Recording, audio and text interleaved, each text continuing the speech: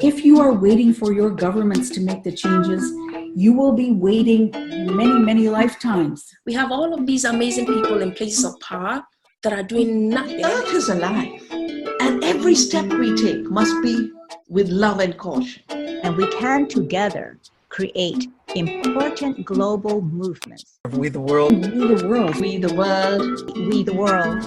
We the world. We the people. So, David, welcome. Well, welcome to you too also, Kathy. I don't know if this means we only have a half hour. Yes, probably. Since we're starting half hour late. Yes. We're starting at 2:22. I apologize, everyone. You can still use the room for an hour if you need to. Oh, thank you, Angel.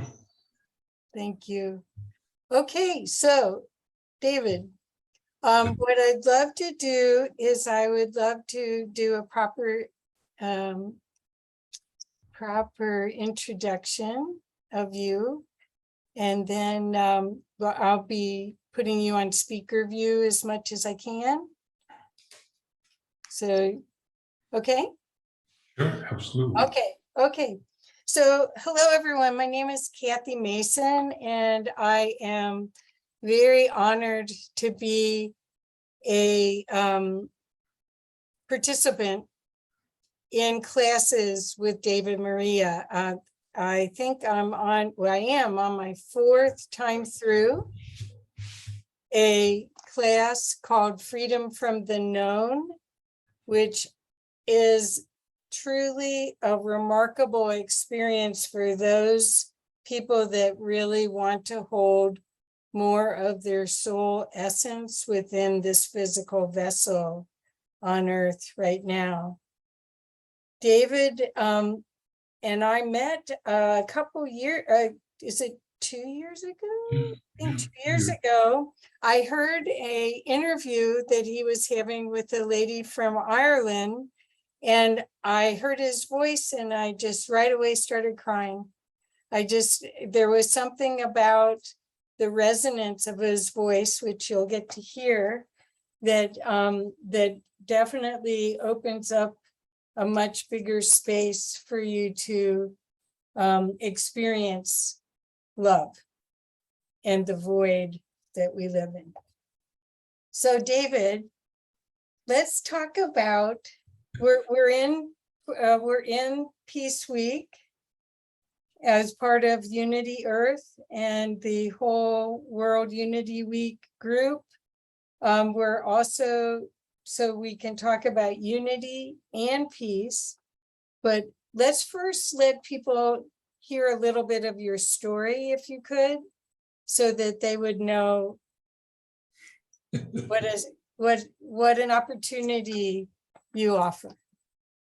Oh, that's you know that I don't really like to talk about my story that much anymore. Too bad. I understand. I'm just talking about myself. That's okay. My story is just my story. Everybody on the planet has one. Mine happens to,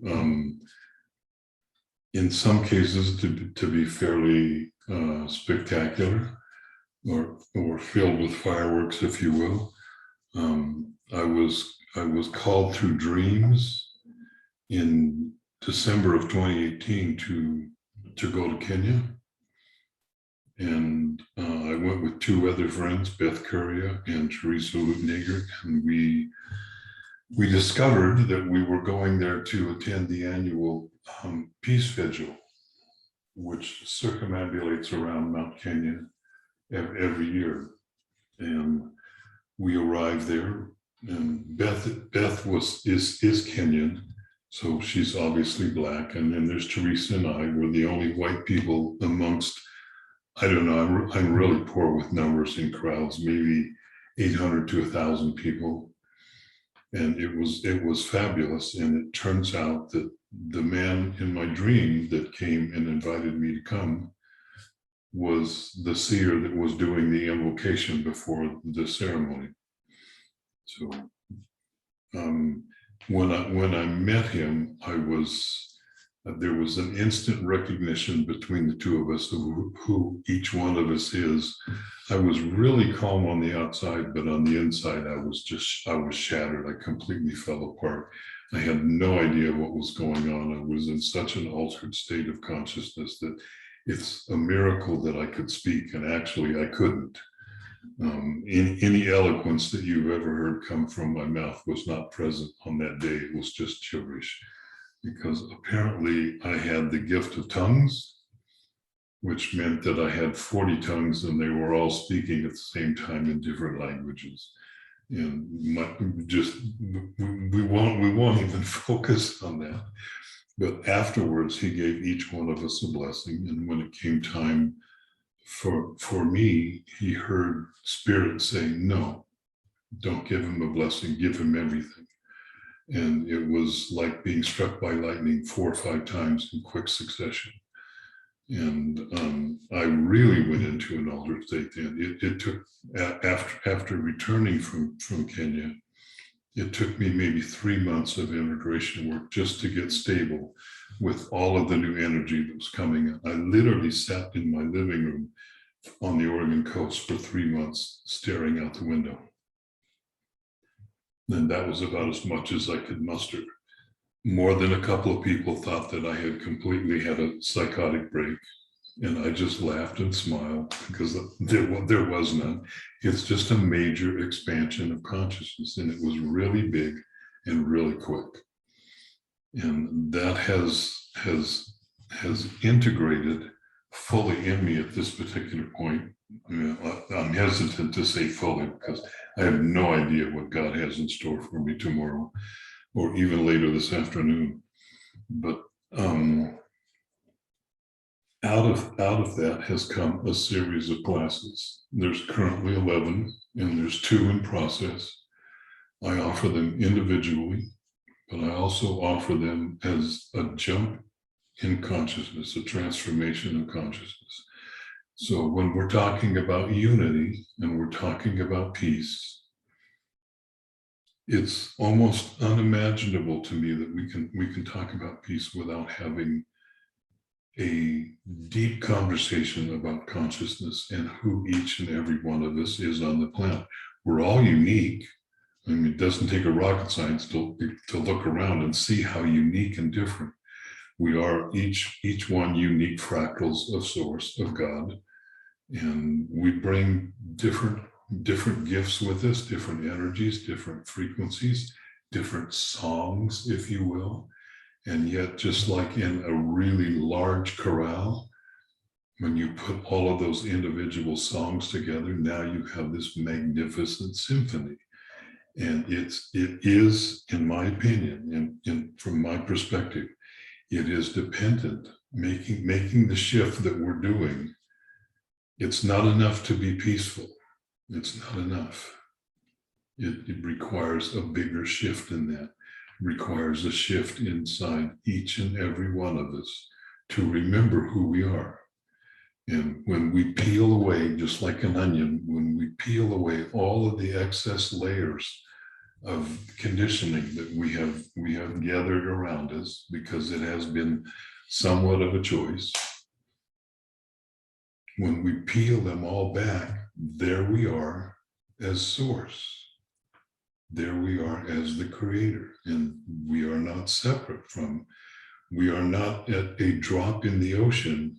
We are the ocean in the drop that is manifest here with each one of us. So we are fully embodied human beings in consciousness, connected directly, completely and totally with Spirit, with God. And I love the expression that my dear friend Wanda Vitale uses. We're like a leaf that the slightest puff of breeze effortlessly blows us wherever Spirit wants us to go. There's very little of I used to joke, and it's still true, that I went to Africa, but David didn't come back. I did, but David didn't. Personality was let go of. Not immediately. I mean, you could recognize the difference in who I was, the difference in my energy, what it felt like to be around me. but I still have my own quirky little personality, and it's funny, but it's less relevant every single day. It has less impact. It's just part of my old life that occasionally whispers at me. So when we're talking about global unity, it's easy to imagine everybody, quote unquote, getting along, but to actually be peace, to connect so deeply into your heart that you literally begin as a person, that you, Kathy, or you, Angel, or whoever is listening to this, that you begin to disappear as a personality. You begin to disappear with all of your conditioning, any distortions that you've encountered in the course of your life, whether they be simple or really big, major, and were traumatics like PTSD or having gone to a war or something like that, to surrender all of that. And I do mean all of that, every last little piece. And please don't misunderstand me. I'm not saying I'm fully cooked yet. I'm still in the pot. But to surrender so completely that you merge with and become the creator. There is never has there been a single millisecond that anybody on this planet has ever been separate from the creator. It's not possible. It just cannot be. Nonetheless, for most of us, there's so much conditioning wrapped around us as filters, as layers that stop us from being able to see that. But once you shed those layers, you're not just peaceful, you literally become peace. Biblically, you become the peace that path is understanding, because it is something that the mind simply is incapable of grasping. It can't do it. That's not its job. That's not what we have minds for.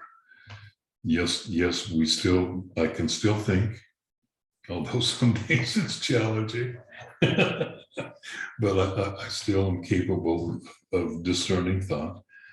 And I'm not a blithering idiot on most days. Some days it's possible, but overall, what happens is that the layers just shed.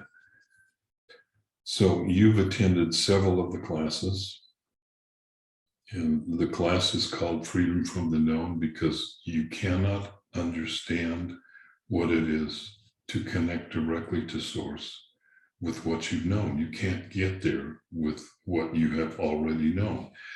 So most neuroscientists will tell you that we think something like 90,000 thoughts a day, and the vast percentage of those are thoughts that we thought yesterday and the day before and the day before, because the mind just is not that creative. It works on the foundation of what it knows. And so the course that I offer, and please don't misunderstand me, I'm not here to promote the course. That's just part of what we're talking about. We're here to have a discussion about what it is globally to be peaceful, and what would that look like.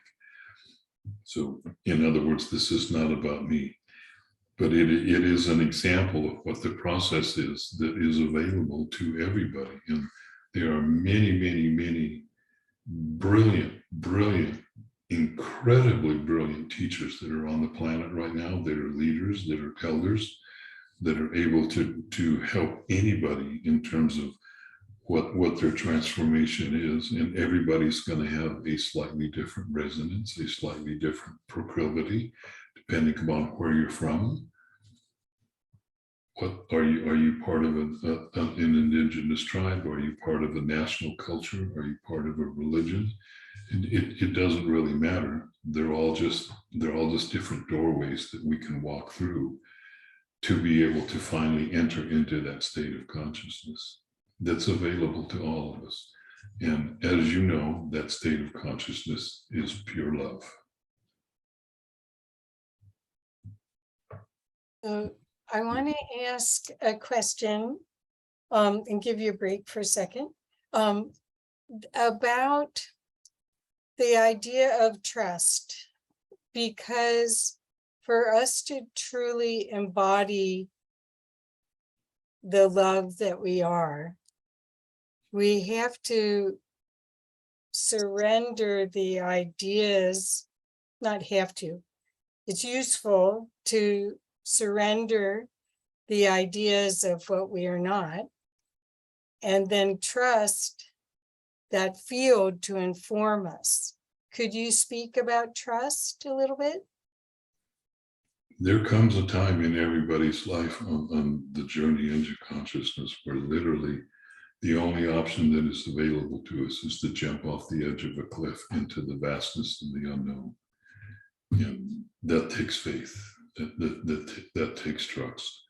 And I love back in the days when Albert Einstein was still here, and after it was announced that the first atomic bomb had been developed, he and the rest of the team were like rock stars. They were scientist rock stars of their day.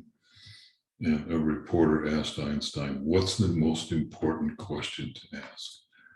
And Einstein kind of smiled and he said, "Is the universe safe?"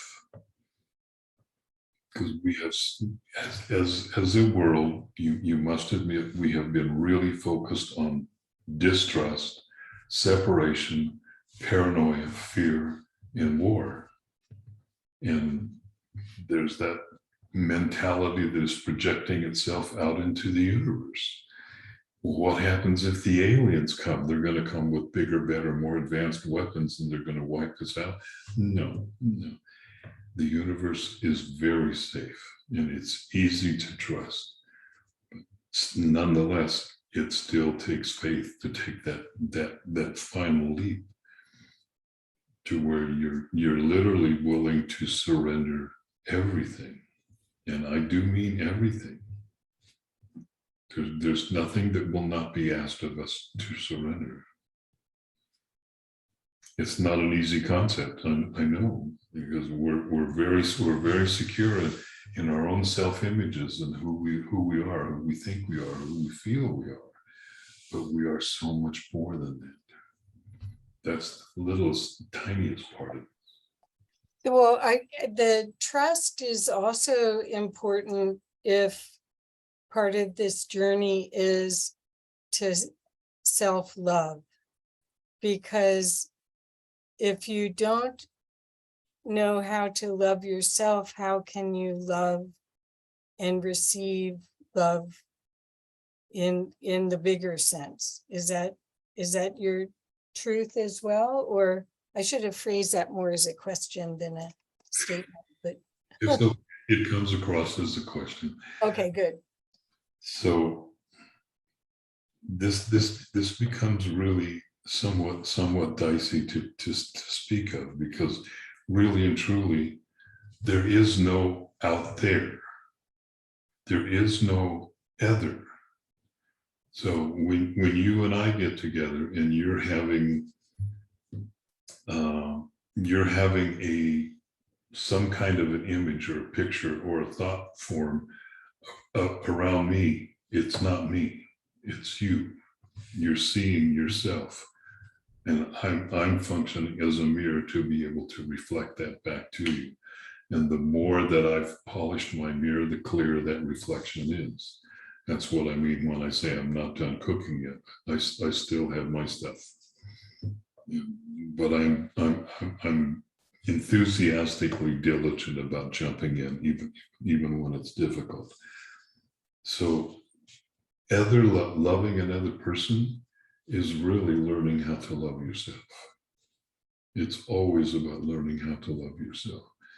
And love is boy, that's a tough one, to be able to be with another person and be really, really close.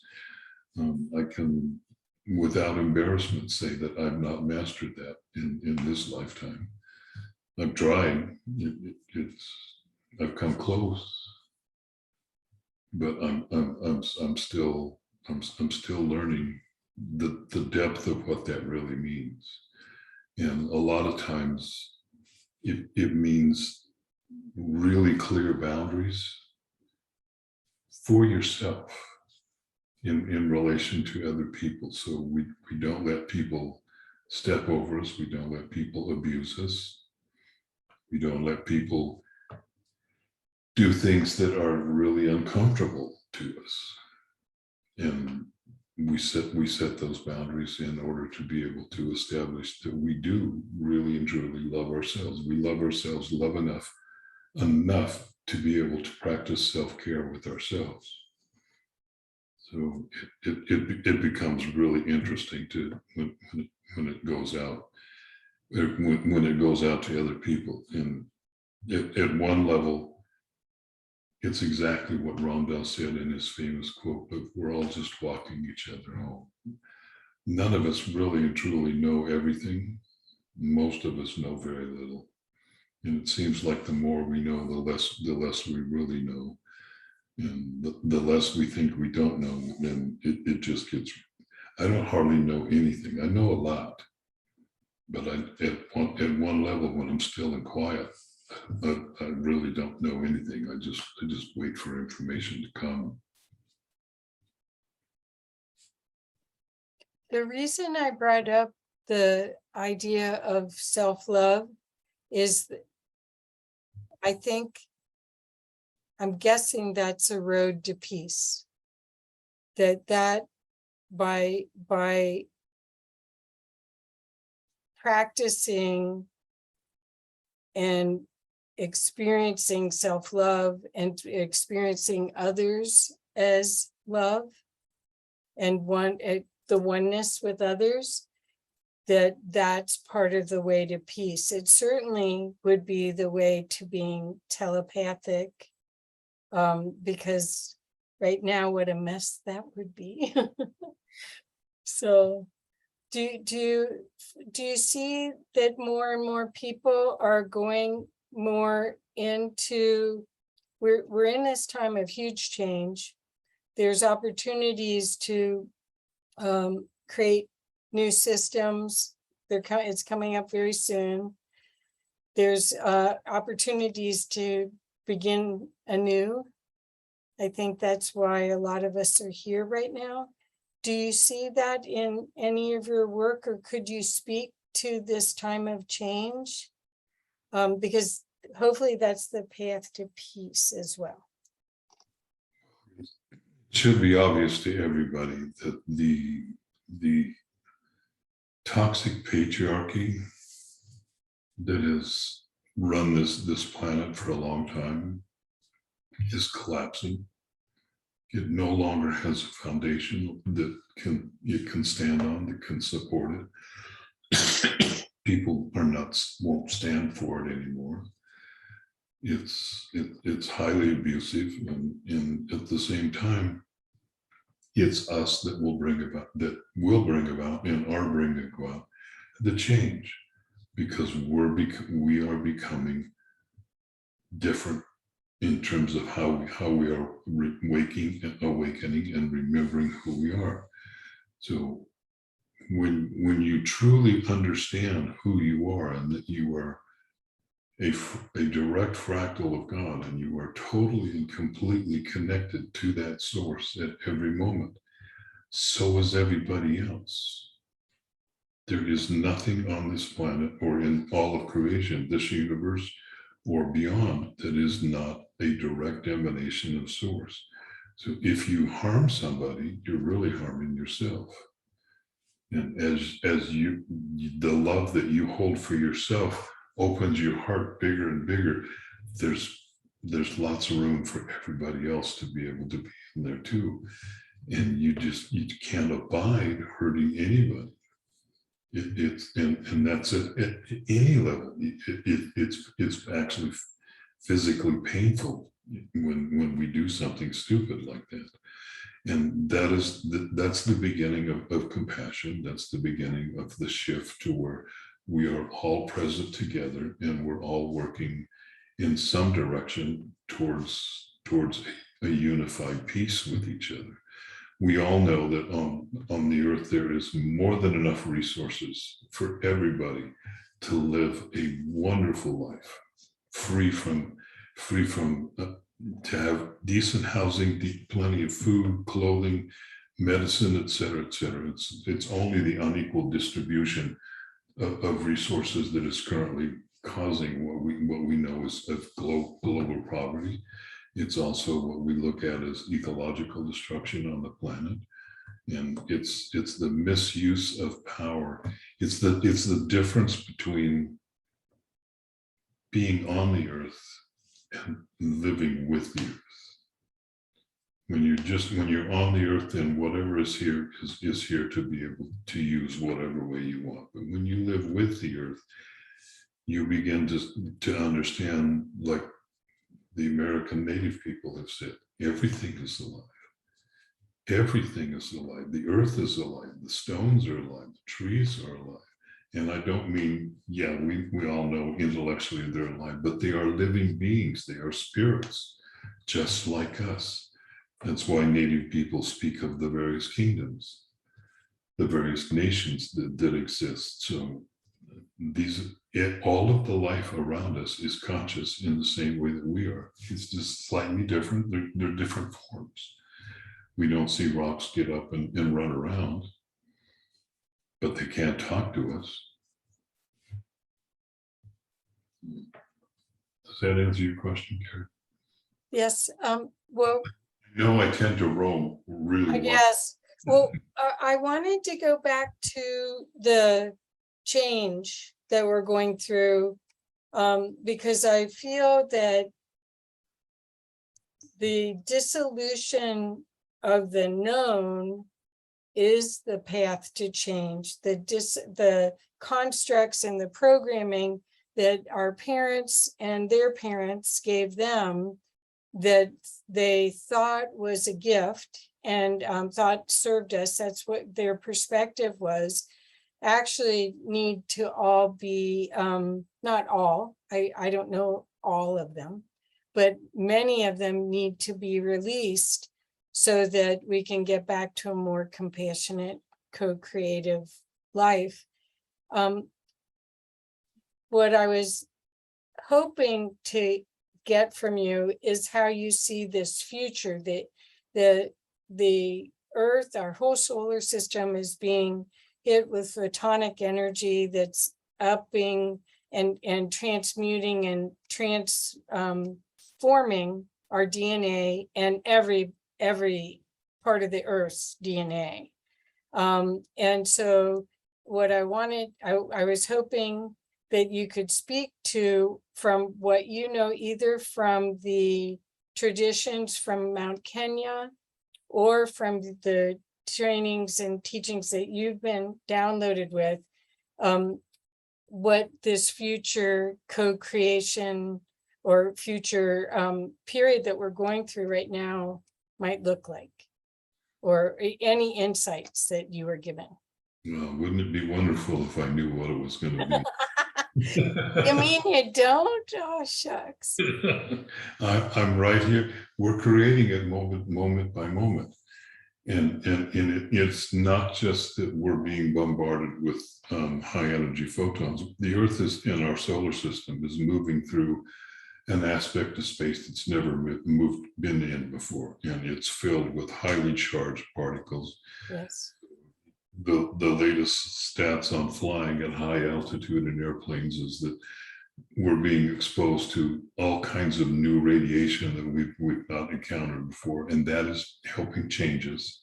That's helping, quote unquote, mutate us, if you will. I love the expression of homo luminous, which one of my friends has coined, and we're making his biggest shift on the planet is moving from Cro-Magnon to Homo sapiens, only it's much, much bigger than that. What is happening on this scale has never happened before. And the entire universe is watching to see how we're going to do this. This is what we're doing is so immense that it's almost inconceivable that it's actually happening, because it's failed on many other tries. But now the energy to do it is supporting us. And it's not just our solar system, it's the entire galaxy. So if you look at the galaxy rotates, it spins, and there is an energy wave that comes out of the center of the galaxy. Now, Ben Davidson, the fabulous scientist, speaks of it as the galactic current sheet, and it ripples. And as it moves through the galaxy, when it encounters a star, that star goes nova. It might be a big one, it might be a little tiny one. Stars do micronovas all the time. And that we're in between a wave portion, and there's another one coming. They have a name for it. I can't remember the name, or scientists have a name for it, but there is this huge energy wave that is moving through our galaxy, and it is transforming everything in its path. What that's going to look like, I don't know.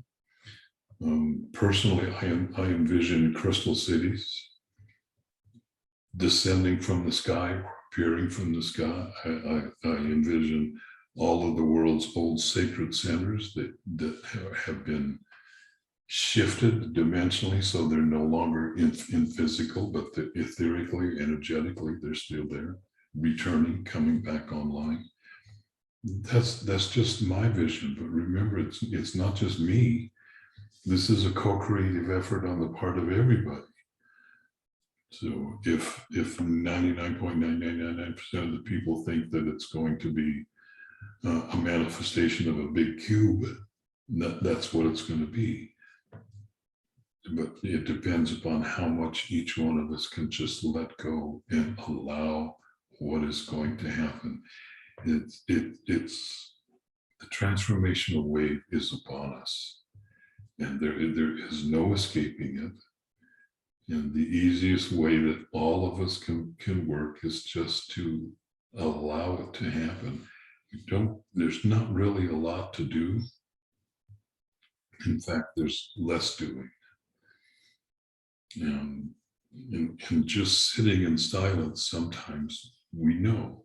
A knowingness comes to us, and we know that it's the truth. It's not originating from the ruminations inside of our heads someplace, which is usually based upon something that we've experienced or we've heard from somebody, and we're still carrying that around, whatever it is. There's a vast difference between knowingness and thinking.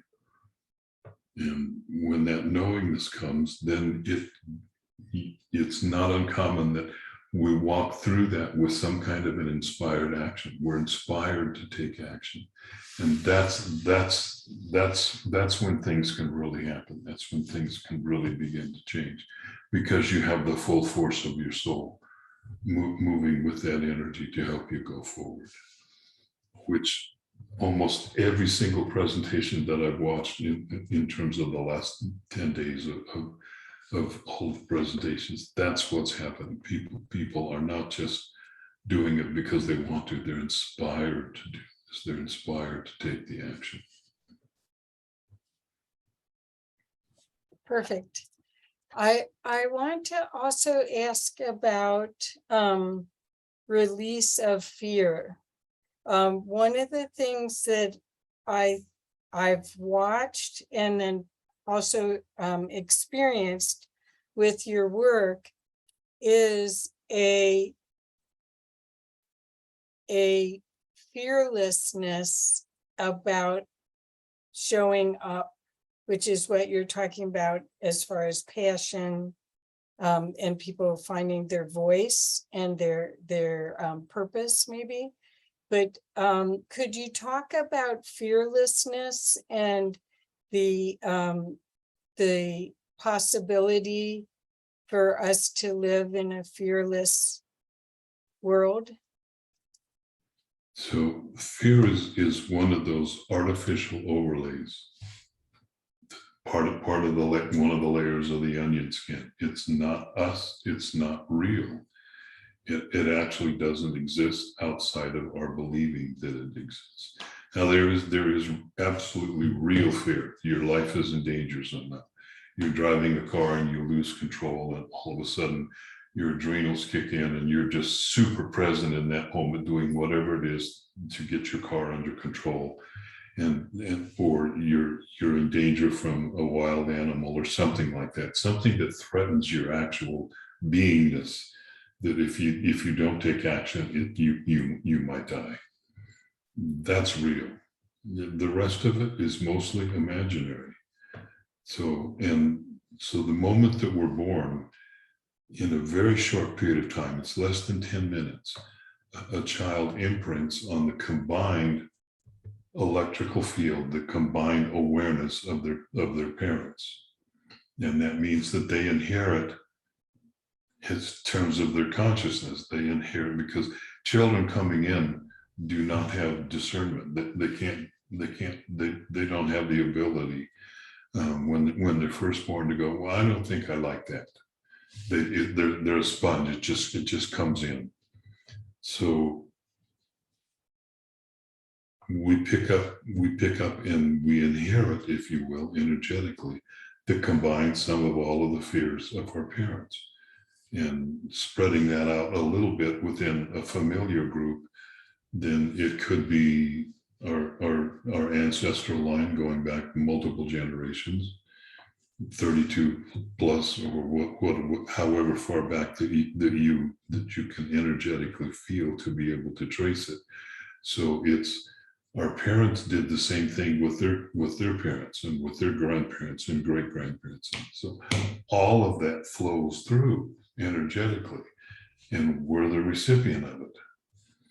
And that also has overlay patterns that can come in, not just from our familial groups, but also cultural. It could be national. It could be a cultural group. It could be a religious perspective. You know, most of the time when we join a religion, we find out right away who's saved and who's not, and that's fear. That's always fear-based. That we have to do something about those others. So, but as we know, there are no others. It's all just us. So it turns out that fear is actually, as an energy, part of our auric fields, is really easy to remove. And I realize that most people are not going to think that's really true, but it is really easy to remove when you have some tools to be able to work with it. Because I promise you, it's not real. It's definitely an illusion. So in just look at the news media and the way around the world, all of the countries and the governments, they cast fear in a really wide net, and that net is usually separation. It's those other people are going to get us, or those other people are the ones that are responsible. And yet, if you travel to other countries, if you travel to foreign countries, you meet people that are just like you. They're human beings. And most of the time they understand and want to meet others from other countries. They may have issues with other governments, but not with the people.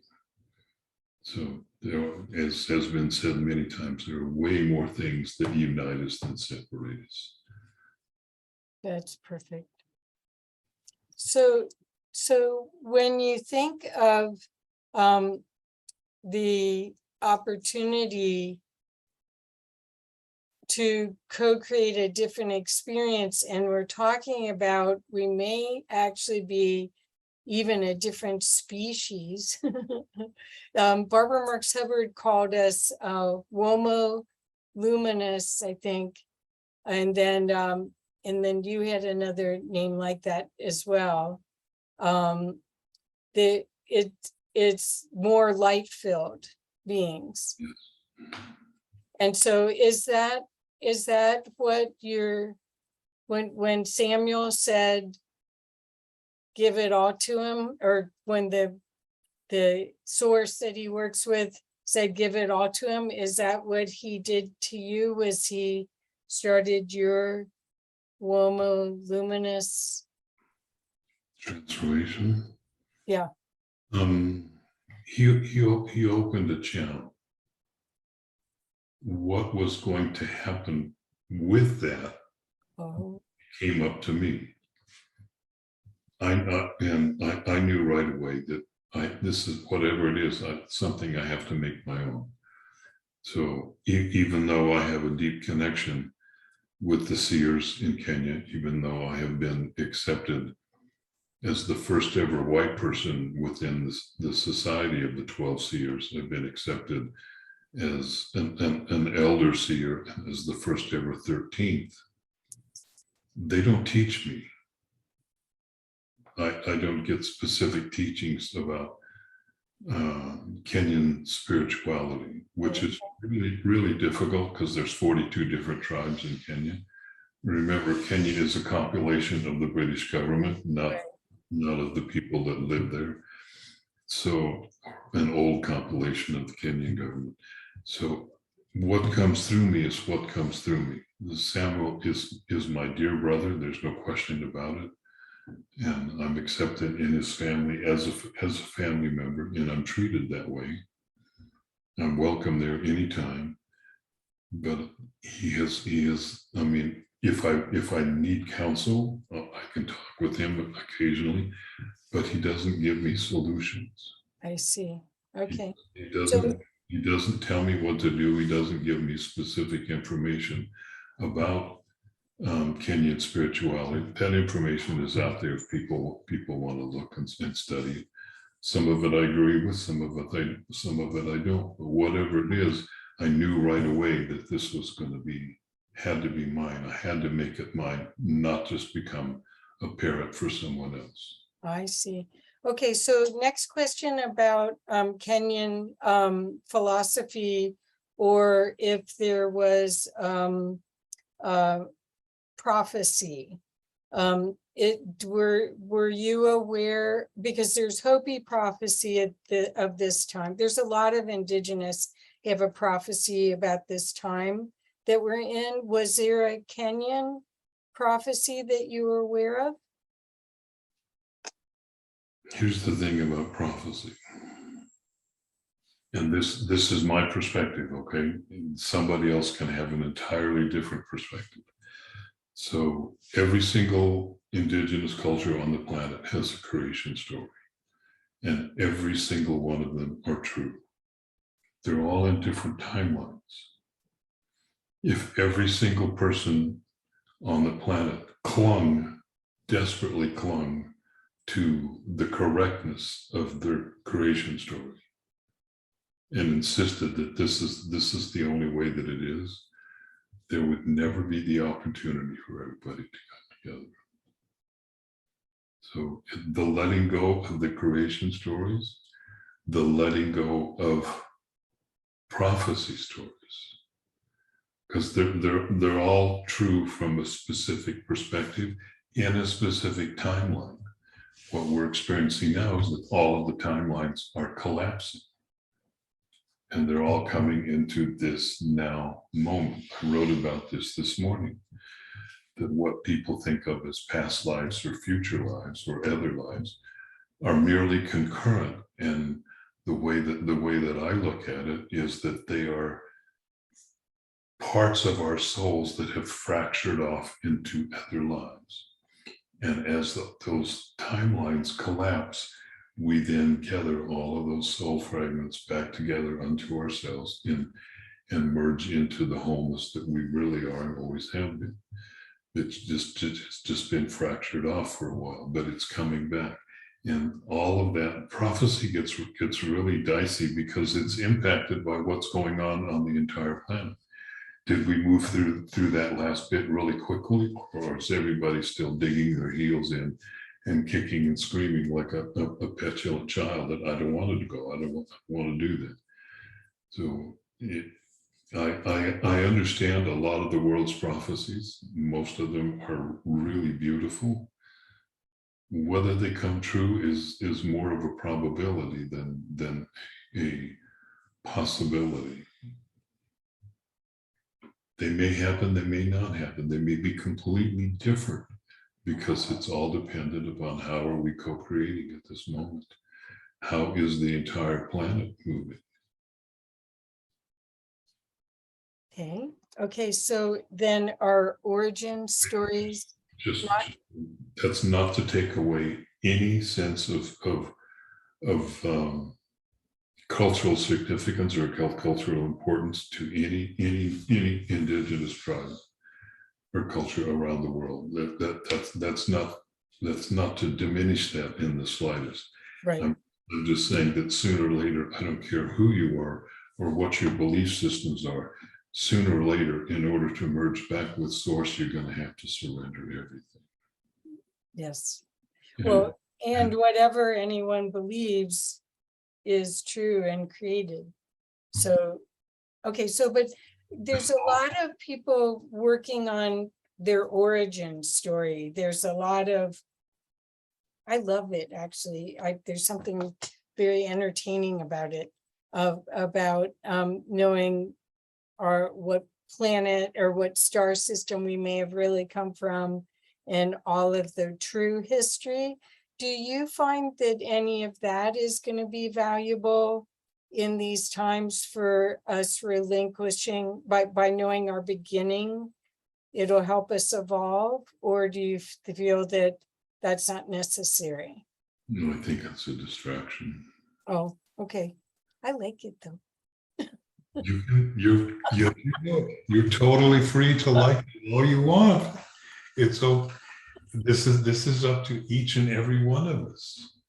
So I merely comment on what is my perspective. So would you like to know what my answer is when people Yes. ask me where I'm from? Yes. Yes. Where? That's my answer. Mm. I don't know. And it doesn't matter. Okay. Okay. So part of the reason I think that we're being watched and being supported by galactic resources is that we're actually changing physically while we're still embodied. And absolutely. So could you talk a little bit about that? Because there's a lot of fear about that, about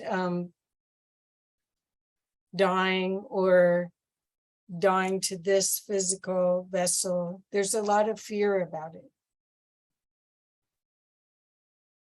So remembering everything in context, fear is an illusion. It's a delusion. There's nothing to be afraid of. No one is going to die. The personality that we have carried, the self-image, because most people believe that they are their thoughts. And if you look at the nature of most people's thoughts, that's a horrible, frightening story. My thoughts included. It's like the brain rattles around and does the same thing over and over and over and over. It does not take us out of our conditioning. You cannot use it to get out of our conditioning. It doesn't work.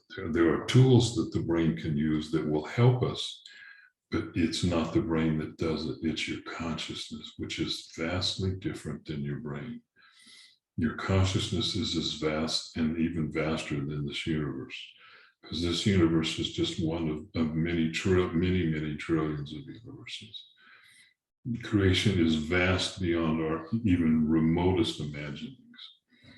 And in order to shift out completely, it does require the surrendering of everything that we thought we knew or believed, especially about ourselves. So the most relevant question we can really ask is, who am I? And if you ask that diligently, sitting quietly, watching your breath, just watching yourself breathe in and out over time, that can be enough to be able to begin to remember who you are. You are not this small little body that you live in. You have a body, we all have a body, and we're all working towards embodying this vast, huge consciousness that is God, that we really are, into the body and anchoring it so that it can fully manifest itself here on the earth. That is what the new golden age is, as far as I'm concerned. From the view that I have, that's what's coming. It's not that we're leaving. We're not going to become masters and drop our bodies. That's the old way of doing it. It worked for a long time, but that's not what's happening now. Now it's learning how to actually fully come into the body. And trust me, the irony of me saying that and talking to people about that is not lost on them. It was never safe for me to be in the body. I didn't celebrate a birthday until I was 73, that I was actually in the body. It took that long because it was not safe. I had, as you know, a fairly interesting and tumultuous childhood, let's say.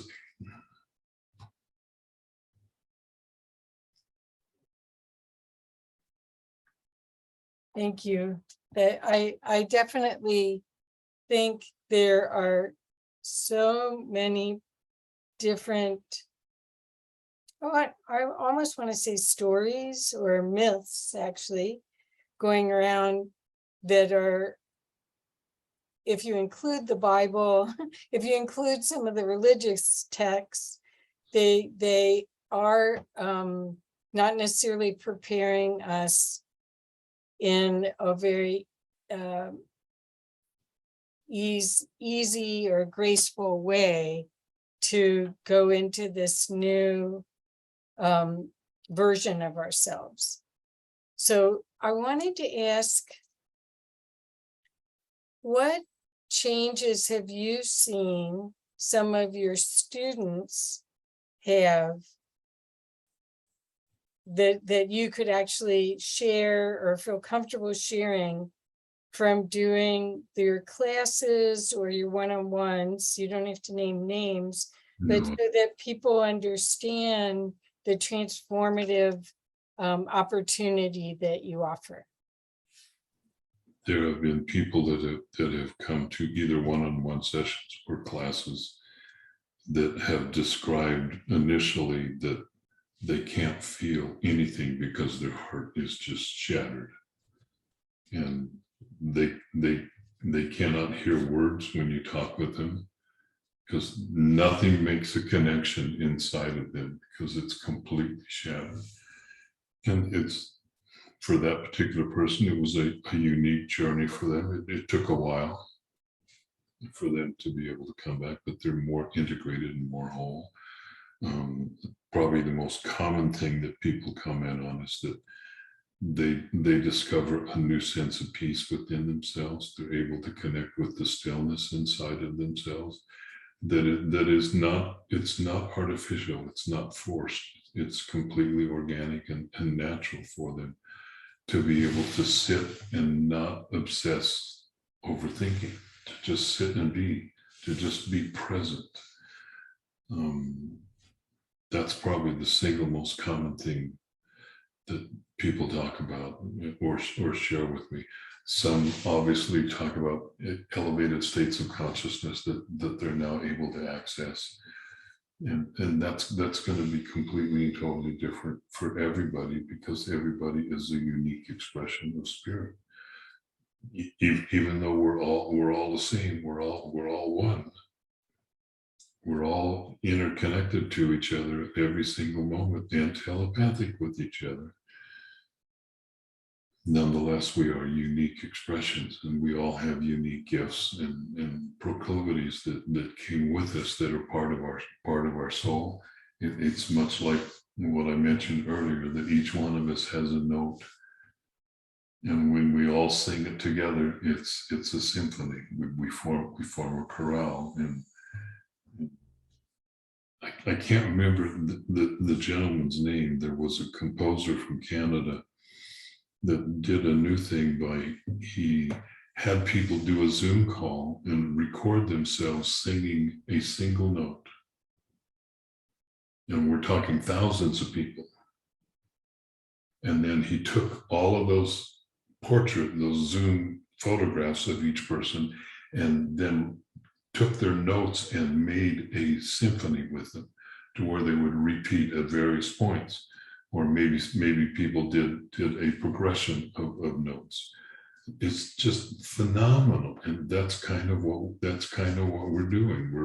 We're finding out what is the puzzle piece that fits us all together into this immense harmony, rather than that is a reflection of we, rather than I. I gets really old after a while, doesn't it? It just ignores the fact that we have neighbors or people in other countries.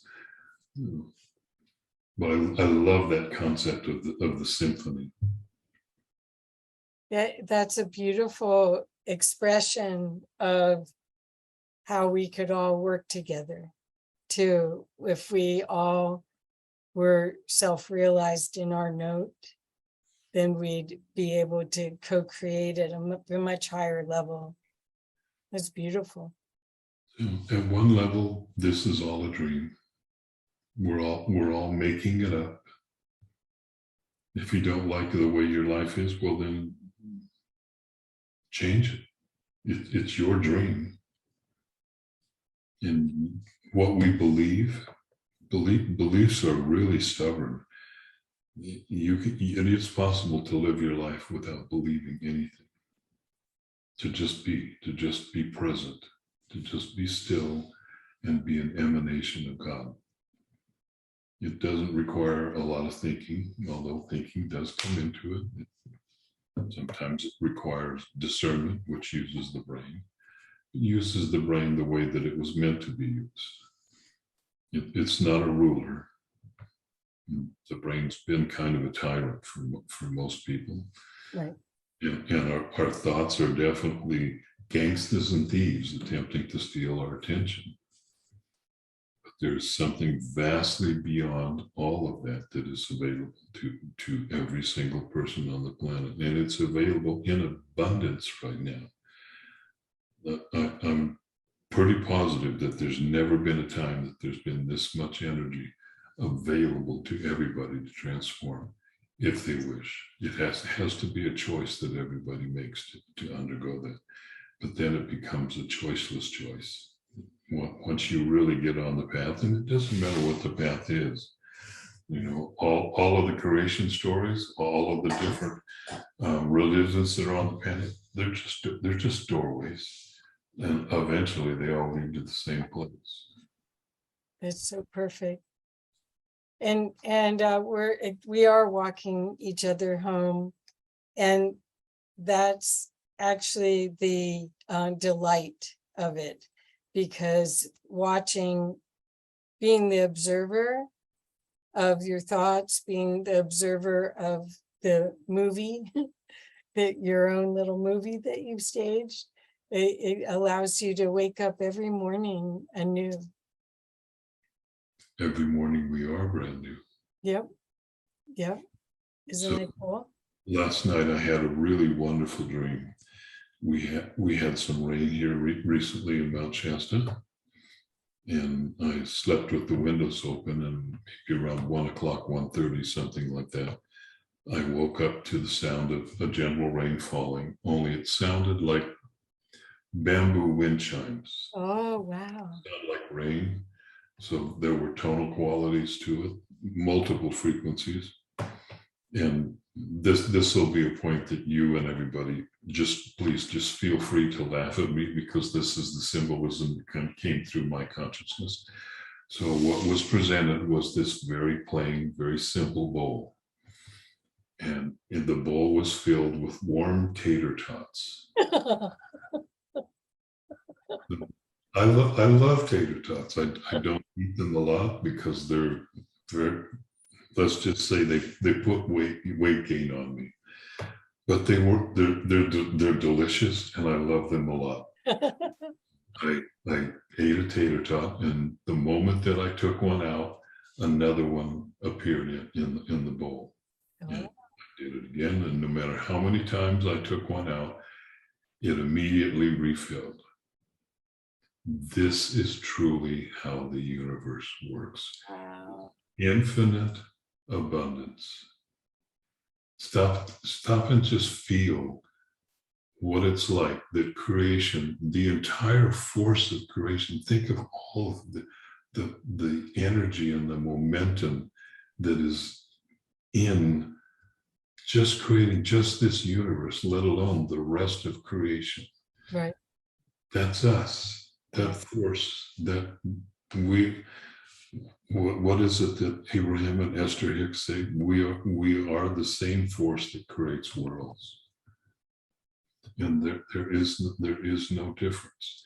And the universe, look at the abundance that it is. Look at just this earth alone. Look at the abundance that it brings forth continuously in order to be with us and help us and support us while we're here. It's infinite. Yes. And that's what my dream was reminding me, that the abundance, it doesn't matter how much you use, there's always more. How perfect. And how perfect that it was through tater tots. Well, Oh, well, David, I think we're at the end of our hour, so I want to make sure that people know how to reach you. So could you give everyone the best ways? I know your website, but could you give them the best ways to connect with you, please? the easiest way to connect with me is through my website initially. Excuse me. And that is simply just www.theedentemplate.com. I'm also on Facebook. I am really busy these days, so I may not get, if you send me an email, I may not reply to it right away.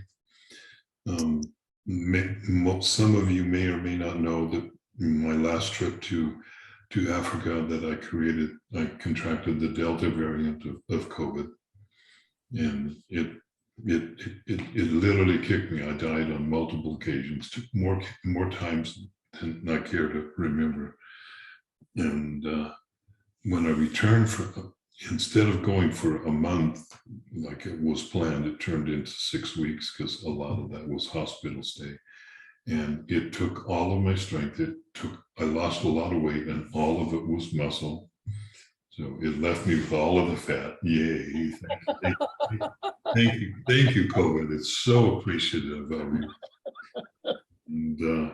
And I'm still regaining that strength. I'm still working on it. When I returned from Kenya in the beginning of February, then it became clear that I had long COVID. So that began a 4-month recovery plus just to clear that.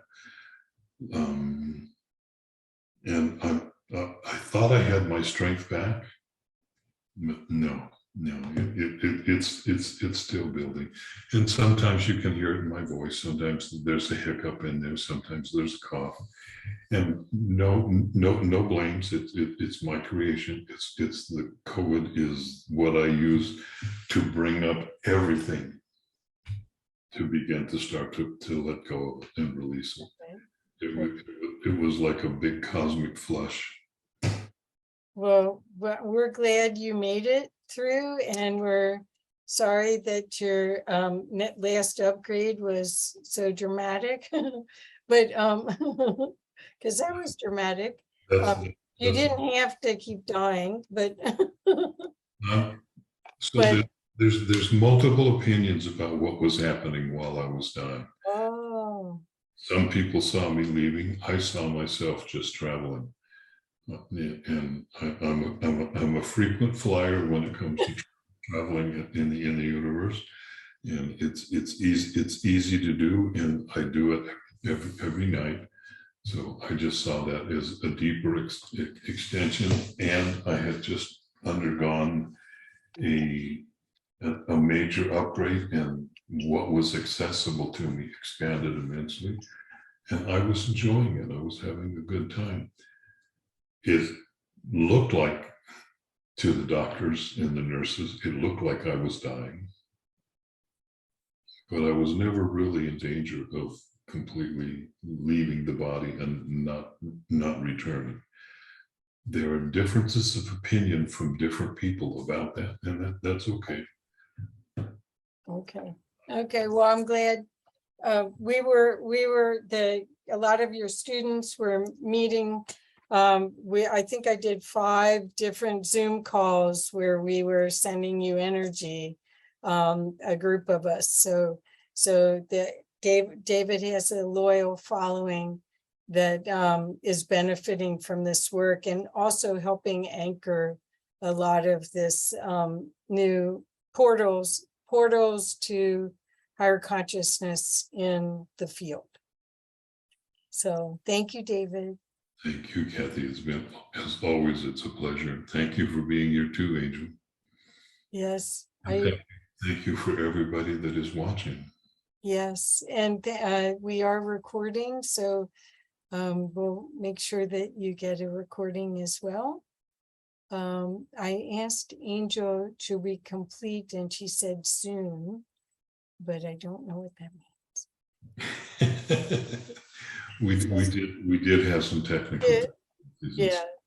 So it's only fitting that we have some in coming to completion too. Oh, no, I know we don't have to.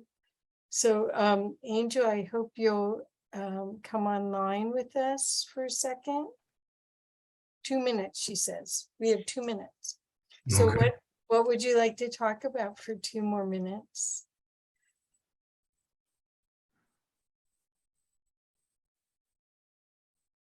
That everybody is much faster. You are much faster than who you think you are. Vaster. Vaster, larger, bigger. Okay. Who you are is eternal. Always has been. It's just a question of how easy is it to let go? How easy is it to, and please don't misunderstand me. I went through a whole process this last weekend that I thought, oh my God, I'm losing it. And it's just I got into a loop with some familial energies through my family line.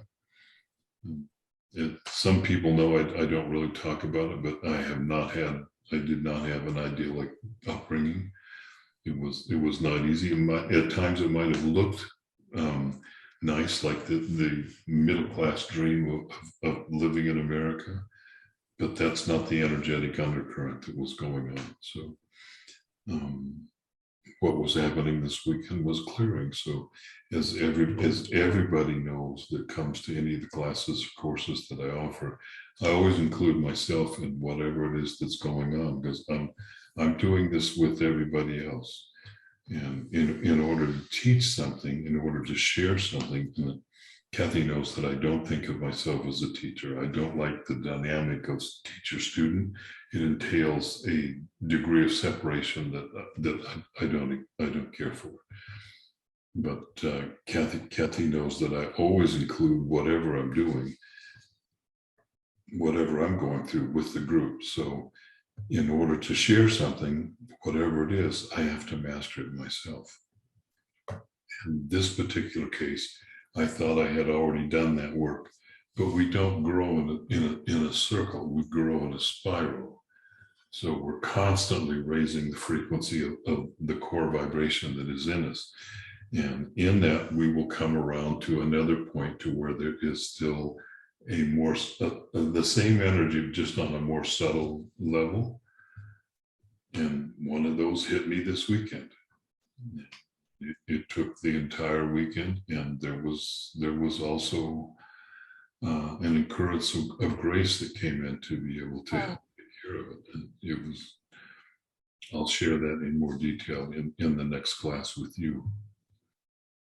Beautiful, beautiful. Just, Well, you know, that you're sharing really helps all of us get out of our story and realize that everything's for our highest good, even though we may not understand it. most of the time we don't understand it while it's going on. That's right. That's right. It's only in hindsight that we understand. So just remember that at your core, you are the very essence of the divine, and you are pure love. And it is available to every single one of us at any moment. It's there. Yes. Hallelujah. And what that means to each person, I think, is part of the journey, is allowing yourself to experience it, allowing your heart to crack wide open, allowing you to hold your own light and be that lighthouse in the world. The adventure begins. The adventure begins. It's ongoing. Yep. So once again, David, do you want to share your website so make sure that people know? Yes, it's www.theedentemplate.com. I'm also on Facebook. You can find me through the Eden Template. You can find me just by me, and do a search. I'll be happy to accept you as a friend. That's not a problem. And I look forward to meeting all of you. Yes. And I highly recommend this beautiful work. As I said, I've never taken a class 4 times in a row. I never hit my whole life. Can I make a quick comment on that, Kathy? Yes. So I'm still learning. I needed that much work. No, just listening to some people say I've taken the class 4 times could, in somebody's mind, go, well, it can't be very good if you had to take it 4 times. It's amazing. But it is unrealistic of me to think that, and currently the class is 11 weeks. It's unrealistic of me to think that in 11 weeks somebody can completely and totally transform themselves, and that's it. But you do get tools that you can use for your entire life to be able to continue the journey. And it's the sharing of the tools that help you and help all of us, myself included, to be able to walk through whatever is arising. And I always offer the opportunity for everybody to return at a less expensive price than the first time that they came. And it's deeply beneficial to do repeats. And Yes. I haven't really announced this yet, but I'm going to break, because there's now 12 individual classes. 2 of them have not been offered before, and they're still being refined.